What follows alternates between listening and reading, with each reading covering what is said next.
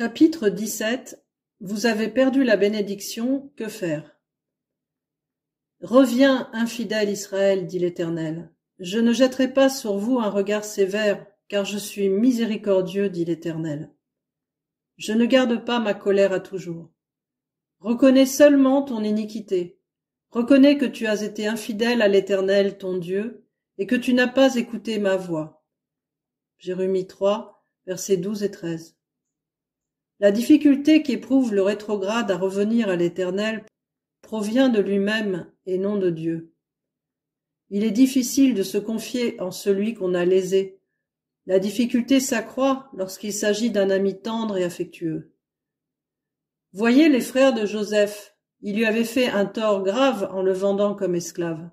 Aussi, en apprenant qu'il est vivant et qu'il les tient en son pouvoir, sont-ils remplis de crainte. Mais il les assure de sa bienveillance et finit par gagner leur confiance par sa bonté.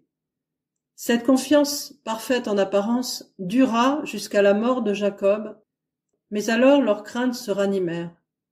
Quand les frères de Joseph vinrent que leur père était mort, ils dirent « Si Joseph nous prenait en haine et nous rendait tout le mal que nous lui avons fait. » Et ils firent dire à Joseph « Ton père a donné cet ordre avant de mourir. Vous parlerez ainsi à Joseph. Oh, pardonne le crime de tes frères et leurs péchés, car ils t'ont fait du mal. Pardonne maintenant le péché des serviteurs du Dieu de ton père. » Joseph pleura en entendant ces paroles. Joseph leur dit « Soyez sans crainte, car suis-je à la place de Dieu? Je vous entretiendrai, vous et vos enfants. » Et il les consola en parlant à leur cœur. Genèse 50, versets 15 à 21. Chers camarades rétrogrades, reconnais ta difficulté dans cette simple histoire.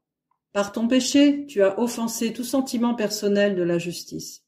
Il te semble presque impossible de te confier en Jésus, ce frère que tu as si profondément affligé, et cependant, son tendre cœur se brise en voyant ta méfiance. Et Joseph pleura et leur parla.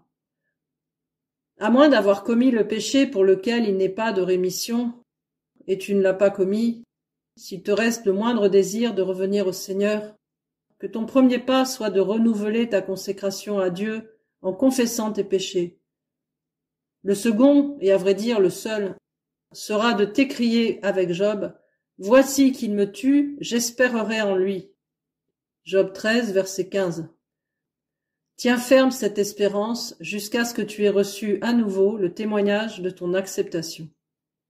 Beaucoup de gens arrivés à ce point s'étonnent de ne plus retrouver les émotions et la joie éprouvée au début de leur vie avec Dieu, et pour cette raison, ils se refusent à croire. Vous vous rappellerez qu'après leur entrée dans la terre de Canaan, les enfants d'Israël furent plusieurs fois emmenés en captivité. Pourtant, Dieu n'entrouvrit plus jamais pour eux les eaux du Jourdain et ne les fit plus jamais entrer dans la terre promise de la même manière que la première fois. Le Seigneur dit, « Je ferai marcher les aveugles sur un chemin qu'ils ne connaissent pas, je les conduirai par des sentiers qu'ils ignorent. » Ésaïe 42, verset 16. Sachez-le bien, si vous recherchez les émotions d'autrefois, si vous insistez sur la nécessité de parcourir les chemins connus, vous refusez d'avouer que vous êtes aveugle, en d'autres termes, vous entendez marcher par la vue et non par la foi. Vous devez vous abandonner entièrement au Saint-Esprit, et il vous conduira certainement dans la terre promise. Cherchez seulement à être en règle avec Dieu. Quoi qu'il vous ordonne de faire, faites-le. Confiez-vous en lui, aimez-le, et il viendra lui-même à vous. Car Jésus est devenu pour nous sanctification. 1 Corinthiens 1, verset 30. Ce n'est pas une bénédiction qu'il vous faut. Il vous faut Jésus qui bénit, et que vous avez éloigné par votre incrédulité. Un homme sanctifié depuis peu disait à la faculté de théologie de Boston, « Mes frères, j'ai étudié ici la théologie pendant 3 ans, mais maintenant j'ai théos, Dieu, en moi. Que Dieu vous suffise de quelque manière qu'il se présente, que ce soit comme le roi des rois et le seigneur des seigneurs, ou comme un humble et simple charpentier. Qu'il vous suffise, et il se révélera toujours plus pleinement à votre foi. Ne vous laissez point effrayer par les lions, ils sont enchaînés. Prenez la ferme résolution de ne pas vous préoccuper de l'avenir, mais reposez-vous sur lui en toute confiance pour le moment présent. Ne vous inquiétez donc pas du lendemain, car le lendemain aura soin de lui-même. Matthieu 6, verset 34. Satan s'efforcera de vous faire douter de la possibilité de résister, surtout si vous avez perdu votre première joie par la désobéissance. Il ne manquera pas de vous le jeter à la face. Mais rappelez-vous que le Seigneur a dit « Ma grâce te suffit ». 2 Corinthiens 12, verset 9. Ne vous inquiétez donc pas du lendemain. Un cher camarade disait dans sa prière « Mon Père, tu sais l'angoisse intolérable que j'ai ressentie en regardant l'avenir, me demandant si je pouvais accomplir telle chose, à tel moment et dans tel lieu. » On ne peut nier qu'il souffrait. L'unique et simple remède à sa souffrance consistait à ne pas regarder l'avenir, mais à prendre le bouclier de la foi avec lequel vous pouvez éteindre tous les traits enflammés du malin.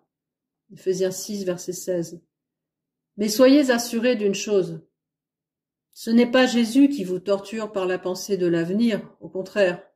Il vous a ordonné de ne pas vous inquiéter du lendemain. Résistez au diable et il fuira loin de vous. Jacques 4, verset 7.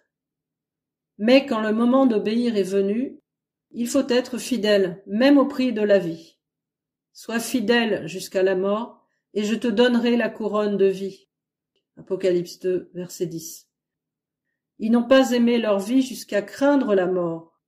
Apocalypse 12, verset 11.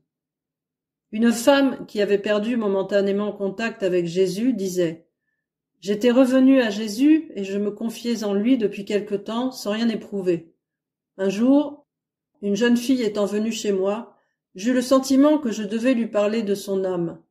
Cela me sembla très difficile, mais je dis au Seigneur que je serais fidèle. Je parlais à la personne, ses yeux se remplirent de larmes et mon cœur de joie. Celui qui bénit s'était approché de nous, et maintenant elle se confie humblement en Jésus. Donnez-vous de nouveau à Dieu dans une offrande et une consécration totale.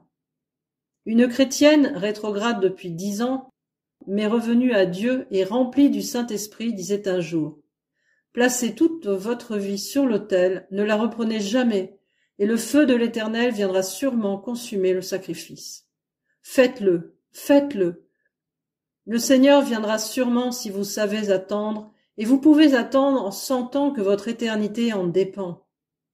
C'est pourquoi, dit l'Éternel, revenez à moi de tout votre cœur, avec des jeûnes, avec des pleurs et des lamentations.